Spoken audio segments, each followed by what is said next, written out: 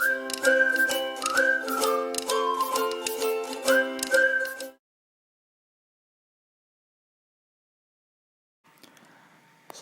warahmatullahi wabarakatuh. Bertemu lagi dengan saya Zainal Abidin, guru prakarya di kelas 8. Kira-kira hari ini kita akan belajar tentang apa?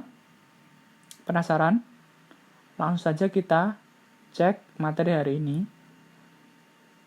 Materi minggu ini yaitu kita akan belajar tentang budidaya satwa harapan. Prakarya kelas 8 semester genap SMP Negeri 2, Sale.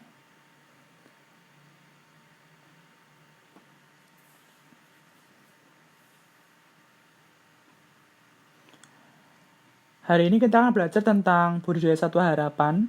Kira-kira satwa harapan itu apa? Jenisnya apa? Terus gimana cara membudidayakan satwa harapan?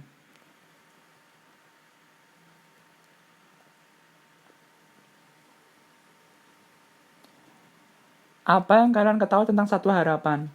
Kira-kira apa kalian pernah mendengar tentang istilah satwa harapan? Terus kira-kira jenisnya apa?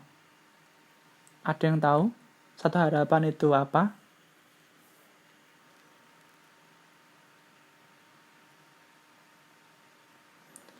Jadi, satwa harapan adalah segala jenis hewan yang mampu menghasilkan barang baku, jasa, atau manfaat ekonomis maupun non-ekonomis ketika dipelihara atau dibudidayakan. Pada umumnya, satwa harapan memiliki siklus hidup pendek, jarang terkena penyakit, murah harganya, serta mudah beradaptasi.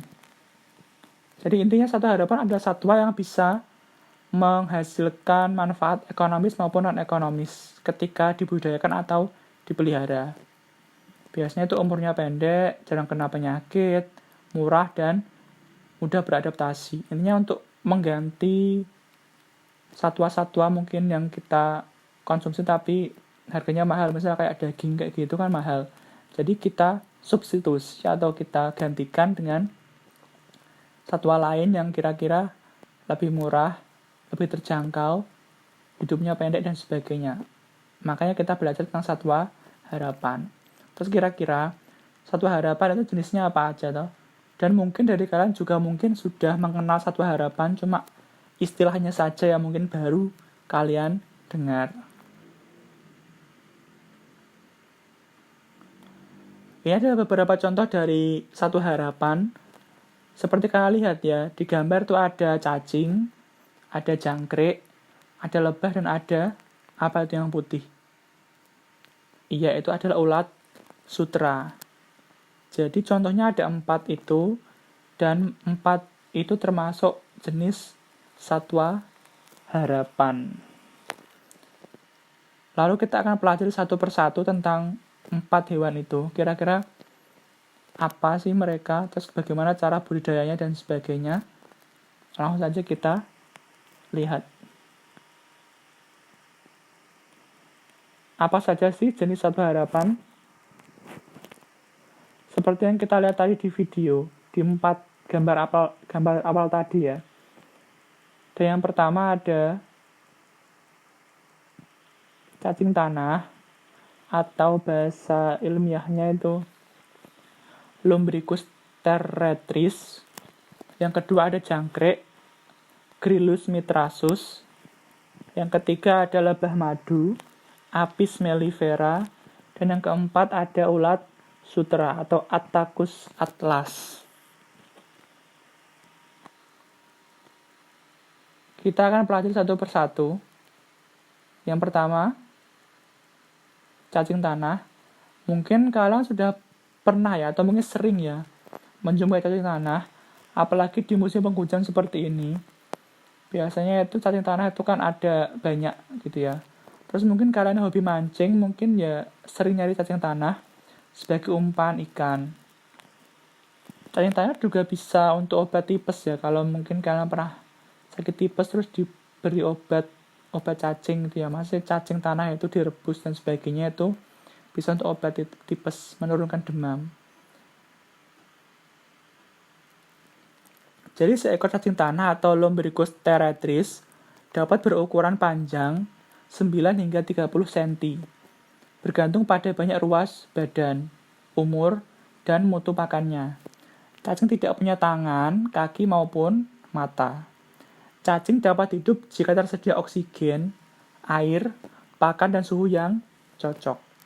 Kotoran cacing tanah mengandung nitrogen, unsur hara penting bagi tanaman. Jadi tanaman itu biasanya kalau banyak cacing tanahnya itu biasanya subur. Tanamannya itu gendut-gendut gitu. Buahnya juga enak, manis gitu ya. Cacing tergolong binatang berdarah dingin. Cacing dapat menumbuhkan ekor baru, tetapi tidak dapat menumbuhkan kepala baru jika bagian tersebut terpotong. Cacing tergolong binatang hermaprodit. Apa itu? Hewan berkelamin ganda. Setiap cacing mempunyai organ jantan maupun betina.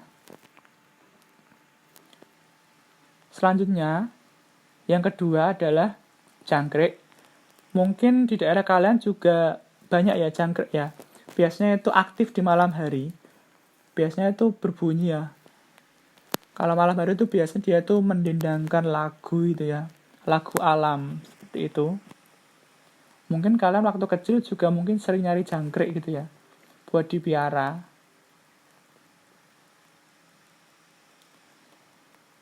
Jadi, jangkrik di habitat aslinya hidup aktif di malam hari. Kegiatan makan, mengerik, dan kawin dilakukan malam hari.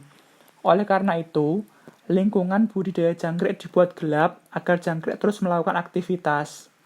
Pada siang hari, jangkrik mencari perlindungan di lorong atau lubang tanah, di bawah batu, atau di bawah tumpukan material, seperti genteng, kayu, atau material lainnya. Lama siklus hidup jangkrik bervariasi menurut jenisnya. Untuk semua jenis, umur jantan lebih pendek daripada umur betina. Jadi itu gambaran singkat tentang jangkrik. Selanjutnya adalah lebah madu. Mungkin kalian juga sering ya menjumpai lebah madu ya. Mungkin kalau madunya itu mungkin kalian sudah sering minum. Madu itu cairan yang kental gitu ya, warnanya itu agak coklat-coklat gitu. Biasanya rasanya itu manis, agak asem gitu ya. Rasanya itu enak dan biasanya dipakai untuk obat kalau madu itu.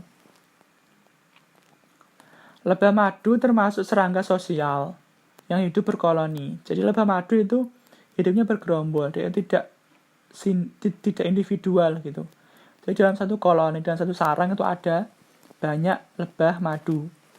Setiap lebah mempunyai tugas khusus yang sangat penting bagi kelangsungan hidup koloninya.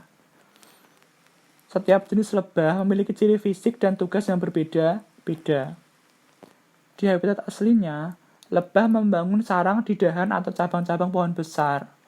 Sarang bagian atas untuk menyimpan madu, dan bagian bawah untuk mengerami telur. Secara tradisional, lebah madu banyak dipelihara masyarakat desa di sekitar hutan, dengan menggunakan gelodok dari batang kelapa atau randu. Hasilnya madu dan larva lebah. Untuk sekarang itu lebah sudah sering diternakkan ya. Jadi itu walaupun di hutan itu masih banyak, tapi sekarang itu sudah populer juga. Lebah itu diternakkan atau dibudidayakan. Jadi dibuatkan rumah-rumah banyak di tengah lapangan gitu. Terus nanti lebahnya itu bisa menghasilkan madu di situ dan langsung kita bisa manfaatkan. Seperti itu, madu-madunya kita manfaatkan.